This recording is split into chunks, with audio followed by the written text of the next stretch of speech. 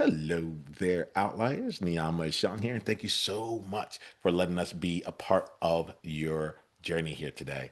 I am glad because we have a round table for you here today. I'm joined with Bruce Mayhew. Should I get your last name properly?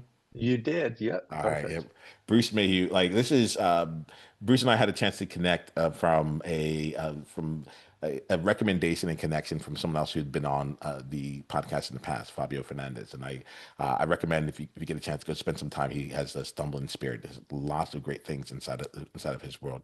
And I knew once he made the connection that I'd be talking to someone who like plays the game differently, but and also plays the game like full out. And so, Bruce, it is an honor and a pleasure to bring you into this roundtable. I'm excited for what we're going to be talking about here today. Thanks for being here.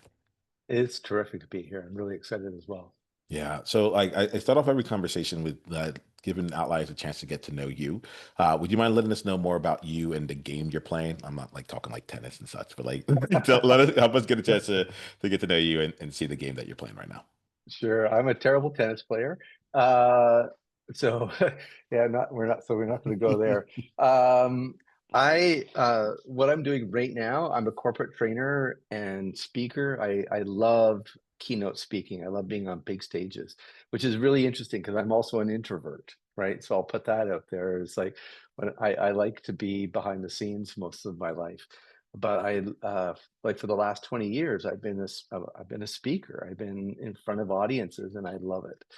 Um, and I teach leadership, new leadership development, time management, difficult conversations. I love teaching difficult conversations training. It is fantastic seeing people let go of some of that control that they and fear that they have around difficult conversations.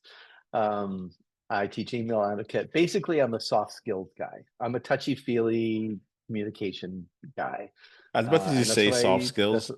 Like, soft skills. yeah, I You spent know, my career in human capital. I don't call it like resources, but human capital or on people teams. And yep. I'm really good with math. And they'll call that like the hard skills. I'm like, I'm sorry, but math has like an answer. Like people don't so Yeah, like for me, people don't. it's the hard skills and the harder skills, you know? Yeah. So go ahead, but there is something in there with the soft skills where I'm like, this stuff is not like difficult conversations is a lot harder than like, solving for what will give us like profitability by the end of the year. It's like it's just Oh, absolutely. And and just as a point of reference, the term soft skills is on the way out. People are really not using it that much anymore. They're now using human skills for the most part, which actually I do like it better because the term soft skills sort of has that, you know, touchy feely, um, I don't know. It has that really bad sort of connotation to it, as opposed to human skills. It's like, hey, I want to treat you like a human. I want you to treat me like a human.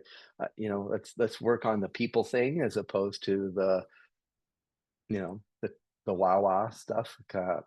So I actually really like human skills much better. It's just that people are more familiar with that soft skills term, so I still kind of use it from time yeah, to time. yeah. No, you'll see it here. Like, we have a lot of people who the outliers that are listening. They're trailblazers, right? They're carving new paths, and a lot of them are like they're challenging the status quo. So, like when I so that like this is a space where we will readily embrace. Like, you just let us know what new language we could be using or the Hmm. counterintuitive things because we want to be in practice of what it really Yeah. means to like lead something new versus like just going to the same places that people have been. So I appreciate that you bring that in. I cut you off a little bit earlier. Is there anything else you want to tell us about the game you're playing right now? I've got a book that's coming out, but Yes. I don't want to like hang on that one either. But Please I'm, let us know.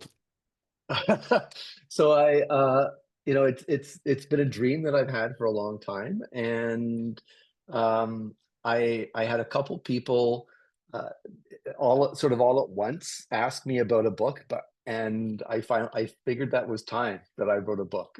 Then, so about a year and a half ago, I found a publisher. They signed me on. I was very excited about that. And so for the last year, I've been putting together a book, and it's called The Path of an Inspired Leader. So we just finished all the copy editing now. It's going to get set up. The cover was designed about 3 weeks ago. Very exciting. Um, and it will be launched mid-February 2026. Right. Awesome outlier. So look out for that here. No matter when you're listening to this, go out, check out Bruce's website. Is it going to be available on Amazon as well? Yeah, Amazon, Chapters Indigo, Barnes and Noble, Okay. all of the regular places So you gets can it get your online. hands on this book. So like if you're listening to it before February 2026, go out and get it on pre-order. If you listen to it afterwards, like go like dive in and like go deeper into this world here. You say an inspired leader. Right now, Hmm. I'm thinking for myself here, what's the difference for you between a leader or like even a really good leader? Actually, I like distinctions. I feel like you're someone who's a master at what you do, and so I like to look at like what's the nuance, right? So you talked about the path of an inspired leader, and I would love to look at that versus like let's just say like a really good leader. Like there's something Hmm. in there where I'm like you can be a good leader, but I wouldn't consider all good leaders to be inspired, and so I'm very curious about that one of those distinctions. Do you mind talking to that a little bit? Sure, sure. I think I see an inspired leader as being one that is sort of inspirational themselves in helping the people around them be great, right? Because it's easy to let people around you be good.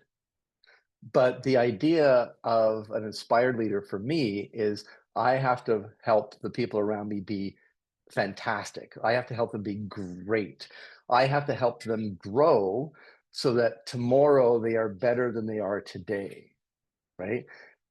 While keeping them along a cohesive path so that we together are an inspired team, so that we're not wasting time, so that we're being fantastic together, so that we're having fun, so that we're growing and being dynamic and doing what really turns us on as individuals. Because like some people are going to want to be 120% big, and other people are going to want to be 100% big, and that should be fine, right?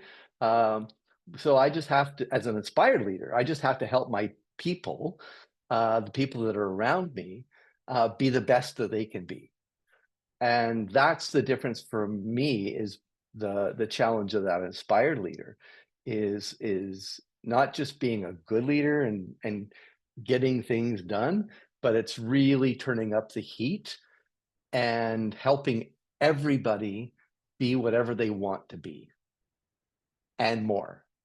Right. So, Ooh, yeah. I like that pause there. That was a great addition. I felt really real. Yeah, I appreciate it. Thanks for bringing that in.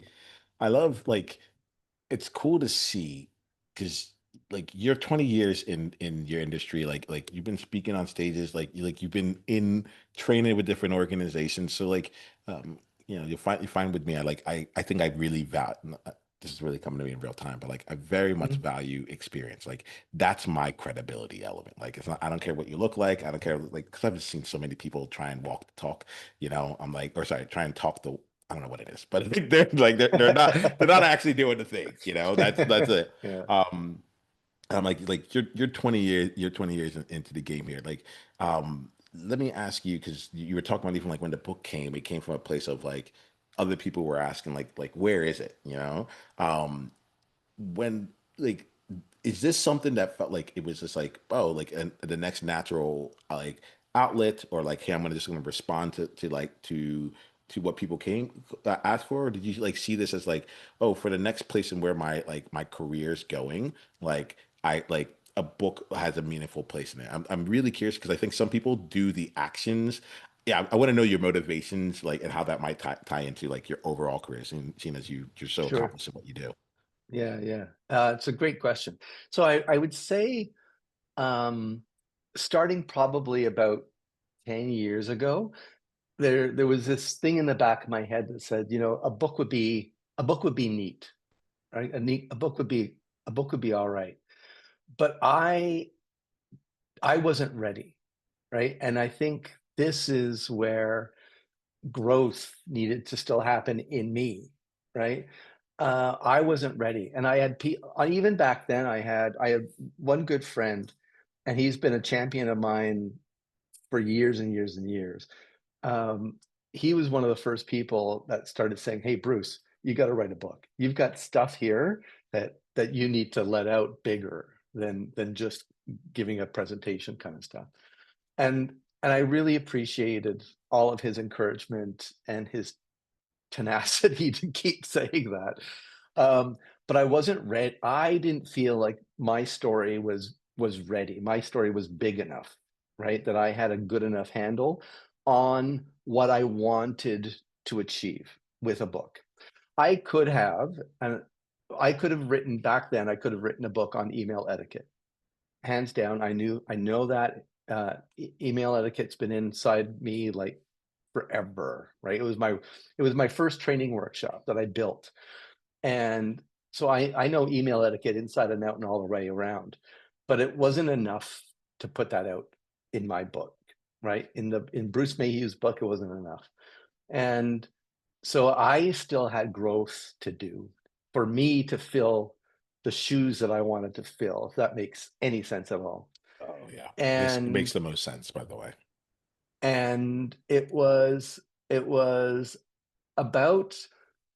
and it was about it was a year and a half ago, and I was really feeling ready, but I didn't know how to write a book at that point. I didn't know how to write a book. I didn't know how to edit a book. I didn't know how to publish. I didn't know how to do any of that.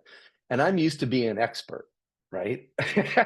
And being an expert and not knowing that big chunk felt really unreal to me. It felt too too vulnerable, right? And I'm okay about vulnerability.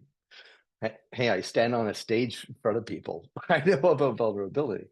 But um, so I was at a conference about a year and a half ago, and there was a lady up on stage, and she's now become sort of an acquaintance backslash friend. And there was this lady up on stage, and she blew my mind. Like she was so good. And um, and I ended up being at the VIP reception afterwards. And without any attempt by me, within 30 seconds, she was standing in front of me. And I was like almost speechless. I was like, wow. And we spoke for about 20 seconds, 30 seconds. And she said, wow, that's really amazing. What's your book about? And I was like, yeah, I don't have a book. And she's like, so when are you doing it?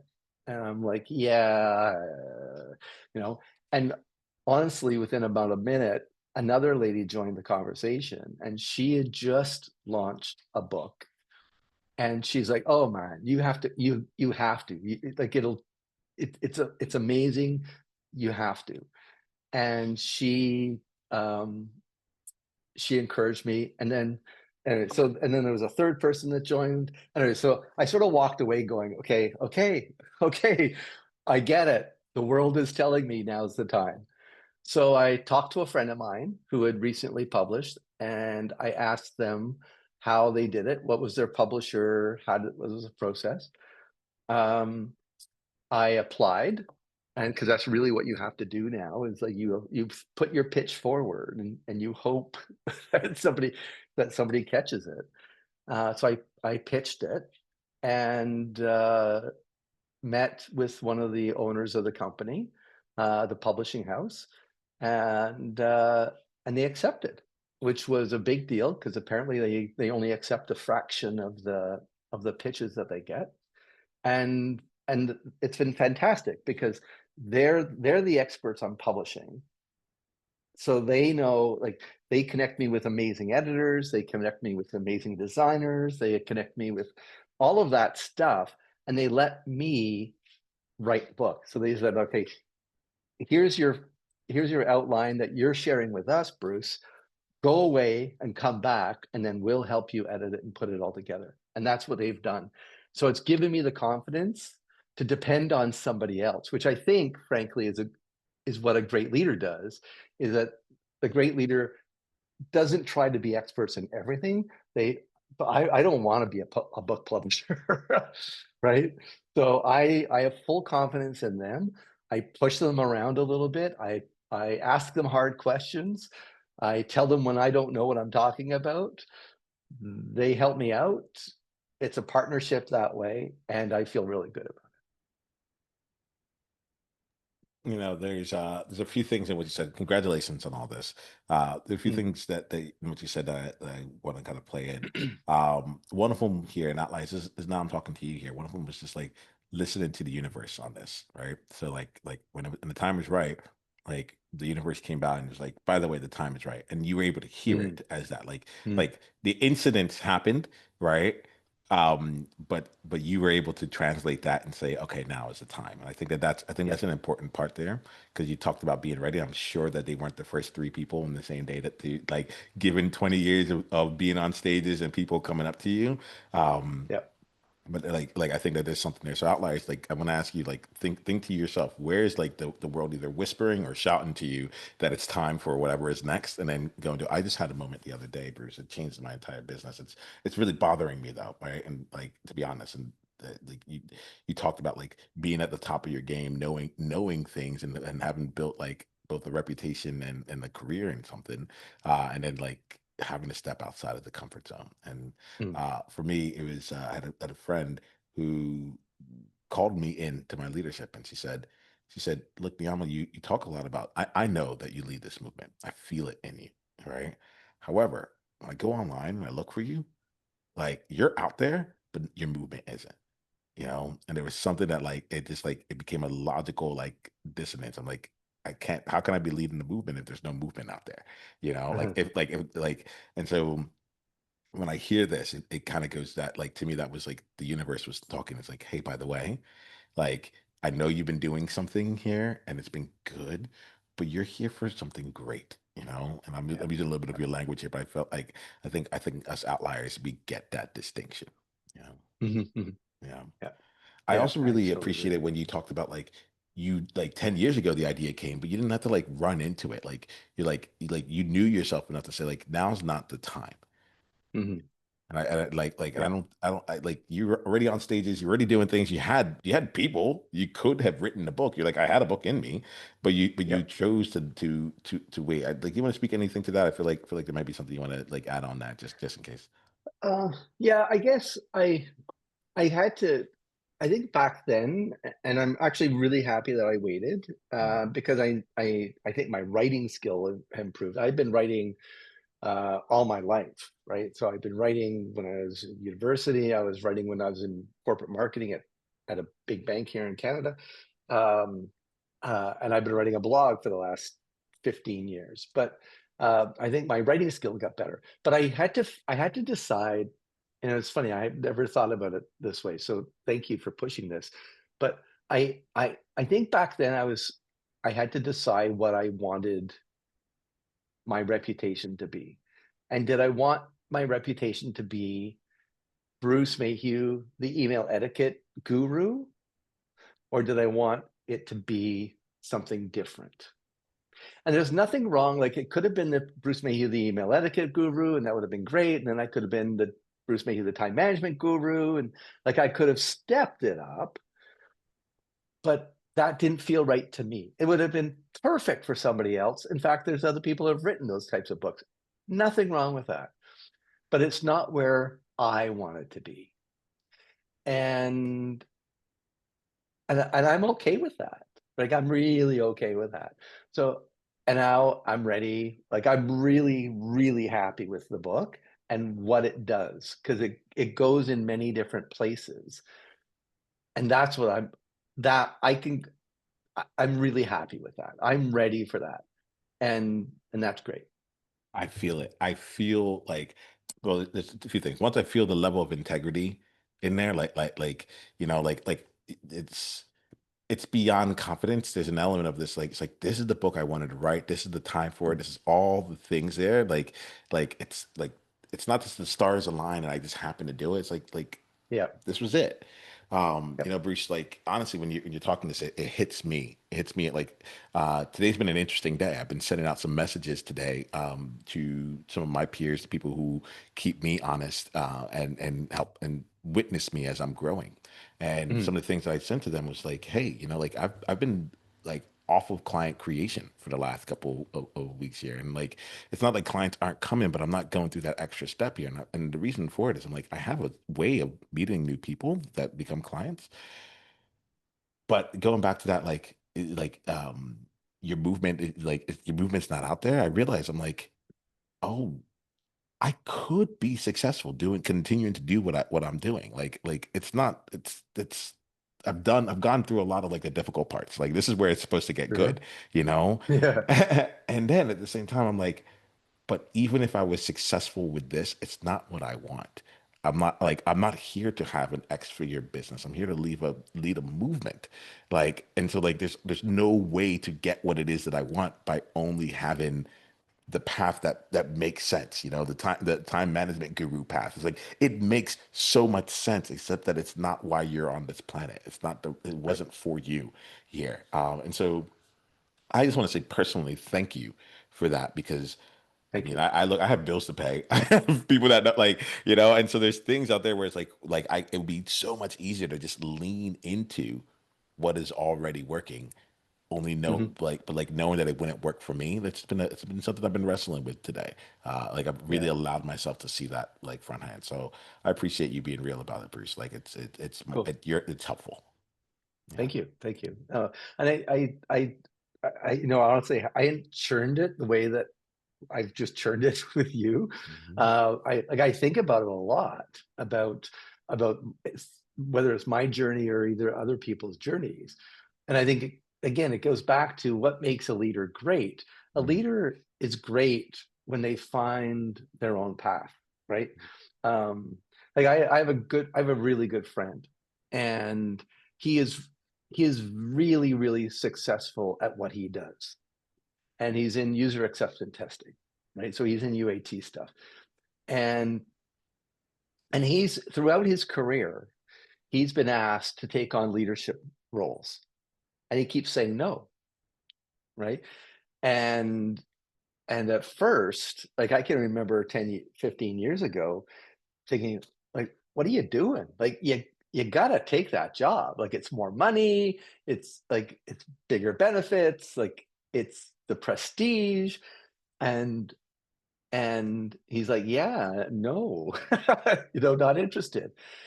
And it really quickly I started realizing how successful he is because he is being true to himself. He is he is after his goal, not the goal that his peers are telling him he should have, right? So he's and thankfully the company he works for is smart enough that they didn't demote him for it, right?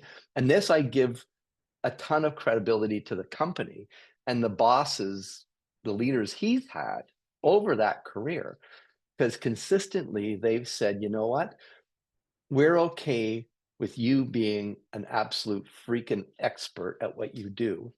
How else can we use you? So they used him as a mentor, right? They used him to train new people coming in and to guide projects, but never to be responsible for the people, right? And that's what he didn't want. He didn't want that whole HR, because really, when you get into leadership, you stop being good at what you do, and it's all about people management, right? It's about that human skills. It's that human. It's all of that. And so, great leaders have to be good people. And he never wanted to be the people. He loved being great at what he was good at. And he's had a remarkably successful career. He's paid off his house. Hmm.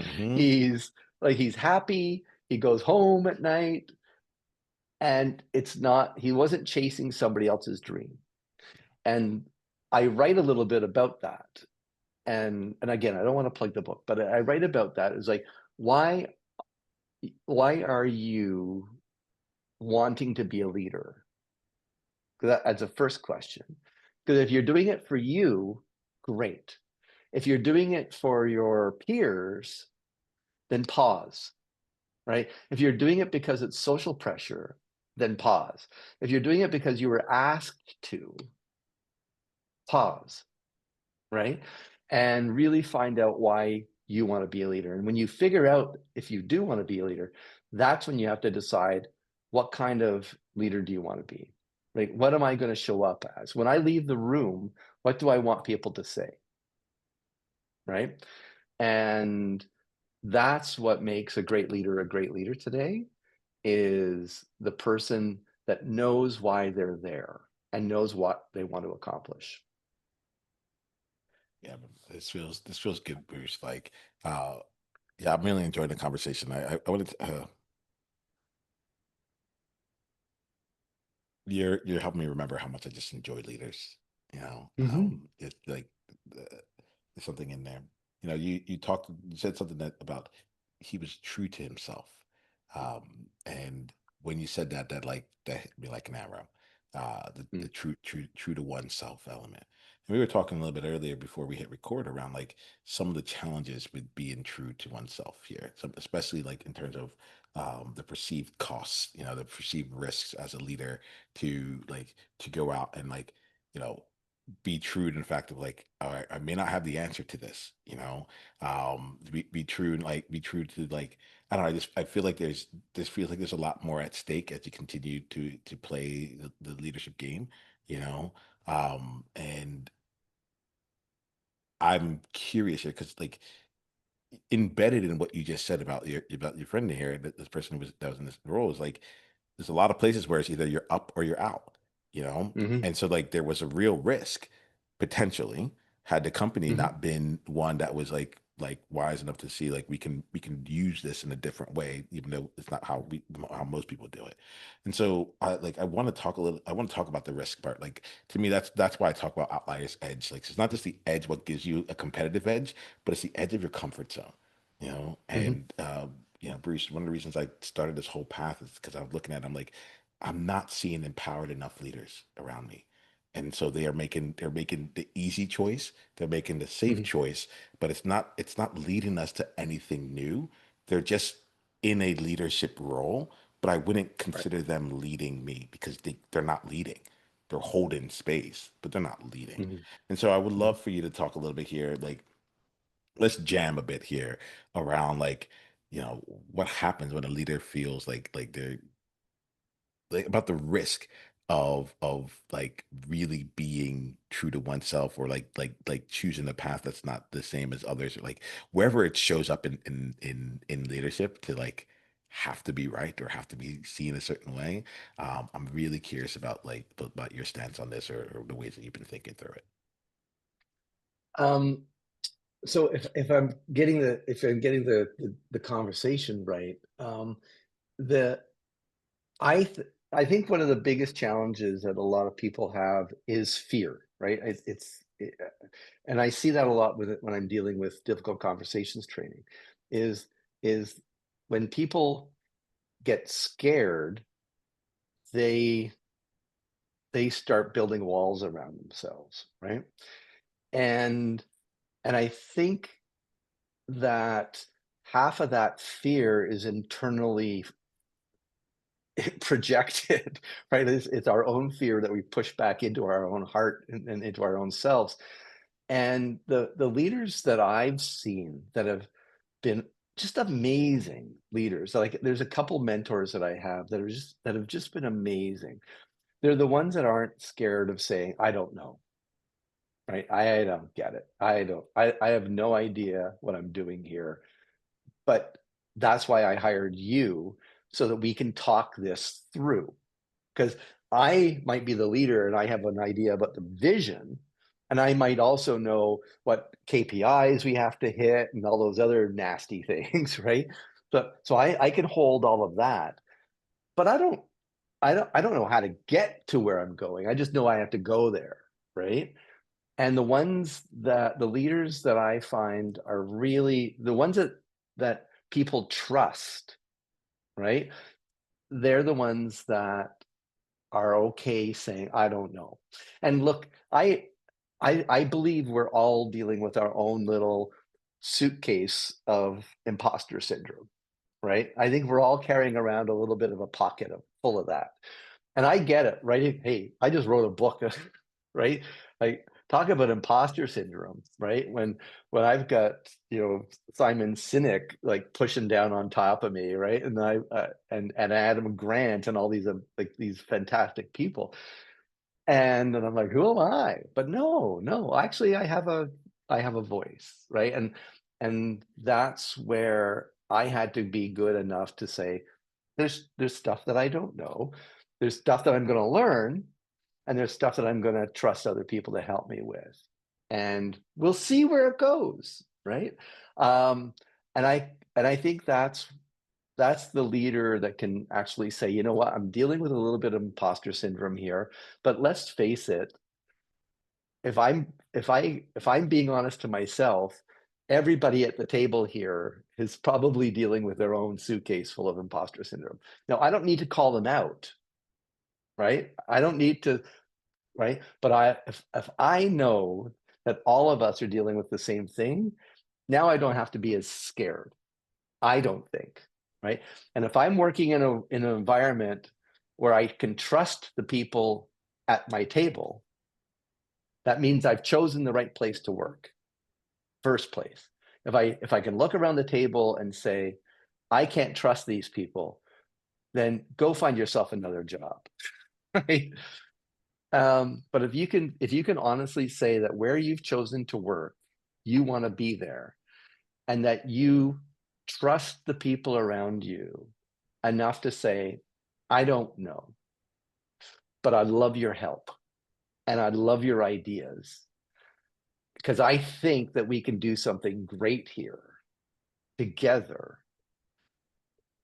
That is going to launch your spaceship into, like, it's just going to take you right at it. Like, it's just going to go, right? And people will respect you, and they'll be open with you, and they'll give you their creativity because they're not worried about their creativity being wrong. I feel like I'm preaching, and I really hope I'm not, but like I really, people have to know that they can be wrong, and that the idea could be silly, and that the idea could be completely not relevant, but they have to feel safe to be able to say it. And that's when you can be fantastic, I believe. Yeah. So before we hit record, I asked you, I said, hey, the way that we have this conversation is that we model in the room the future we want to see, the vision that we want to Mm. see, right? I'm like, I'm not here to like talk about it, like if it's a bumper sticker, you can get it from ChatGPT, I'm out, right? Yeah. And what was really cool here is, and I'll let's pay attention to this. Everything Bruce said like hit, but then there was a level when you allowed yourself to say, I don't know if I'm being preachy right here, where in that moment you lived what you were saying, right? In that moment, you showed the vulnerability. In that moment, you Mm. showed, and it wasn't just vulnerability in the sense of vulnerability. Like what I got about you in that moment, Bruce, is that you have awareness, right? You're not just like you're in it, and it wasn't. I think I'm rambling. It's just like you're like, oh, I wonder if right now this thing is. I'm so passionate. I feel so strongly about this. I know this so deeply, and I think that this is really a message that people like would impact people. Let me make sure like it can actually be delivered. Let me make sure that it actually can land. It's not am I talking too much? It was am I being too Mm. preachy? And when I heard Mm. that, I was like, oh, he wants to make sure that this can actually be received as opposed to people having to put up walls or whatever it is. And so Yeah. to me, that was a I feel that it speaks to everything you were saying in ways that most people wouldn't like we're not in a place right now where we have multiple people sitting around a team like that are reporting into us right now. And it's like it's not that, but like what I got is that you walk your talk on this, Mm. right? What I got on is that like rather than trying to have to show that like, oh, I know what I'm saying and this is exactly it, and this like you're like actually I just want to be the best leader I can be for you right now. And I'm going to Mm. check in right now to see, like, hopefully I'm still being that leader. I'm not backing down from the message. The message needs to come out. But like, this is what it is. Like, hey, like, give me some feedback here. I know the vision. I know the vision of, I want people to leave here knowing that Yeah. they don't have to be afraid. And so I I don't want to outliers go back. Like, don't miss the message that he said, but like the mission is what was really coming through there. And I think that like that to me, like this is a core example of it. Like we can hear what it sounds like, but I want you to think about outliers for you there. Listen, like what did that open up for you once Bruce came in and like demonstrated like the ease of it. Like there was no part of you that made yourself smaller or any of those things there. You just checked in and you checked Mhm. in with like, is this like you had your way of asking, how is this landing? How am I doing with this? Not because I'm afraid I can't deliver it, but it's like I want to make sure that you actually get why I'm here because I believe in this so strongly. That was my take on it. So I'm not going to respond to what you said beforehand, but I would love to talk a little bit more about this because this is the realness of it all. What you make of that, Thank you. Bruce? Yeah, no, I didn't see that that I was doing that, but I see that that's what I was doing. Absolutely. And I think um, checking in is something that's always been really important to me. Mm, When it's certainly important when I'm doing training. It's big when I am having conversations, mm, right? I'm really um, cognizant. I'm really careful when I'm having conversations with people that I listen, right? That I keep my mouth shut, right? Um, and I I really try not to parrot what people share back to me or share with to me. I really try to send it back in my own words and with my own experiences or whatnot. So so really trying to check in with people is something, and honestly, I've had to learn this. mm, I will be the first to admit that when I was younger, yeah, I was not good at this stuff. There was a lot that I was not good at when I was early in my career. And like one of the things that I was really bad at, uh, I was, my whole mentality was you hear a problem, you shove a solution down the, right? I can fix that for you, right? Here's what you should do, right? And I was the solution guy, right? And so every conversation, I had to fix something part. Like I had to, and man, I had somebody really close to me once say to me, Bruce, all I need you to do is listen. I don't need you to fix my problem. And that stopped me in my track. Like it really did. I can remember the moment still. And I realized that when I was in business meetings, I was always picking and solving, right? And I must have been really annoying. Like I'm certain I was really annoying. And have learned to be better at listening. And I find what I try now to do, especially when I'm in groups, I try to be the last person to speak, right? I will hand the floor over to somebody else. And because I want to hear what everybody else has to say about the topic, about the situation, about their experience before I start adding my 2 cents into the equation. Because I find I get smarter along the way, right? I get better informed along the way. And so and I just really try to be the last person to speak, and I love that. Right. And I think that's really an important aspect of a leader is come to meetings without the solution. You might have your solution, but come to the meeting and pause your solution and just listen to what other people say. I love it. And it's amazing.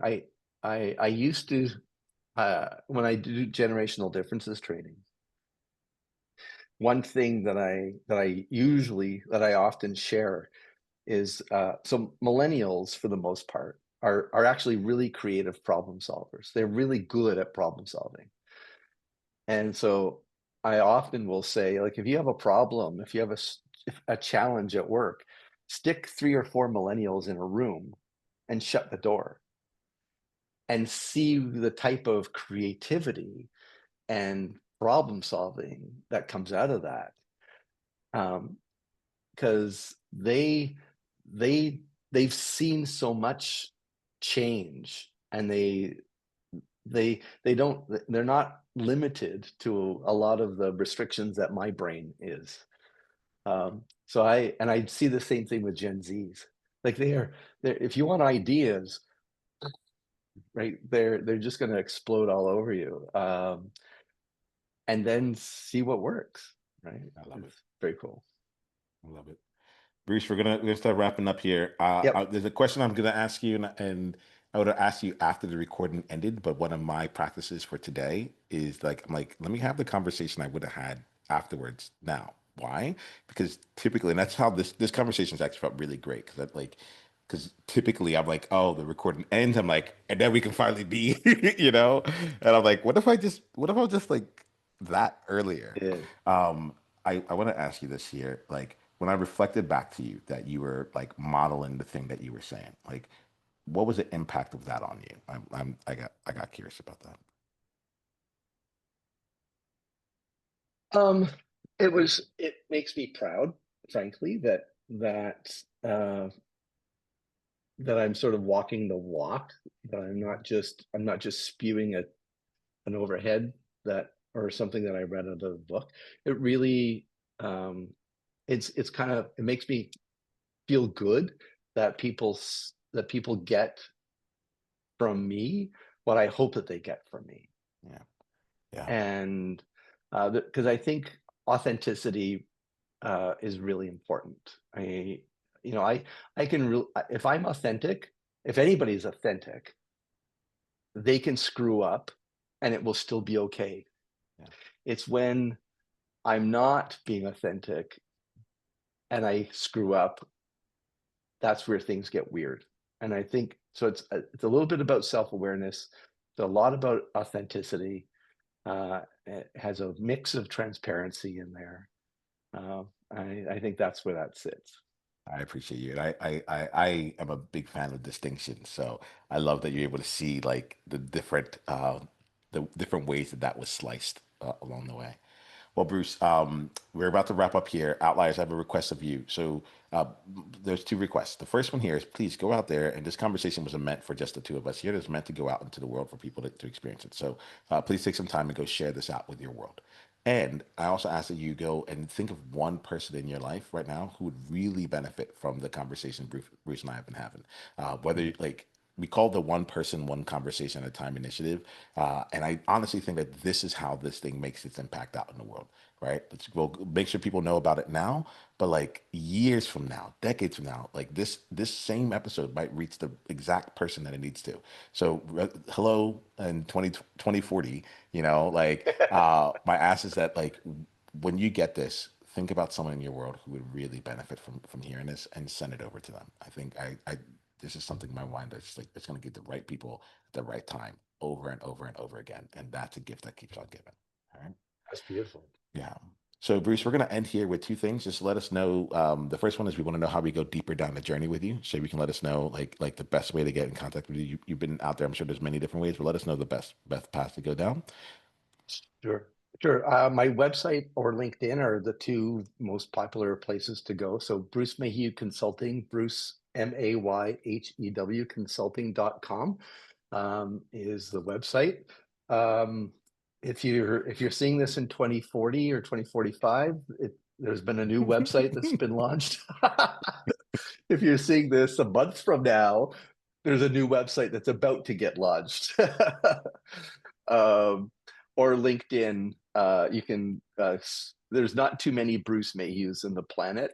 There's a dentist over in the UK. I'm not him. Uh, so LinkedIn is a great place to find me. And then the last question, Bruce, here, and this is important. We're going to put outliers to the side. They've gotten what they came here for, right? Cool. This is the question about for you here, and I hold in my space that every conversation I have is one that is here to change the world, right? And so I want to just ask you, like, what's an insight that you're leaving from this conversation with? An insight, a takeaway. What's something about this conversation? And if nothing hit, that's fine too. You can just let me know that. But what's an insight you're taking away from this? Um, I would say from an authenticity perspective, it's where I saw it coming back from you is like why you're here, why you're doing this, right? This isn't easy. Um, what you're doing isn't easy, you know, corralling a whole bunch of me's and having conversations. Uh, but I see what you're doing, and I think that that's pretty awesome, is that you're trying to change, you know, you're trying to help people be better people to find their way in your own way, right? Which I think is brilliant, right? So I think that that's pretty fantastic, and I applaud you for that. Like it was easy before you went this conversation to think, okay, you're just doing this, but no, you're not just doing this. You're here, right? And so I think everybody should recognize the effort and the commitment that you're making to make your planet a better planet. And so I applaud you for that. So that would be a big one. The other one is, you know, it was heartwarming for me to see me reflected back from you. That was kind of cool because I don't always get that, right? Because I'm out there pushing, making other people feel amazing, right? So it was kind of cool to get that. So I thank you for that reflection. Yeah, Bruce, I gotta say, like, I had a lot of takeaways in this thing. Like this was surprisingly the exact conversation I needed to have, and I did not expect it. Like, I knew it was gonna be a good one, but I know it was Yep. gonna be so much like it was gonna hit, and it's because you walk the talk and you've been at the crossroads and you see things. So, outliers like go down Bruce's world. Bruce, thank you for just walking the walk here. It's been a pleasure getting to know you, and I'm excited to see what comes out there. And don't forget to get his book coming out February 2026. All right, The Path of an Inspired Leader. All right, outliers. Until the next Cool. time we all talk here, be you on purpose. Journey on.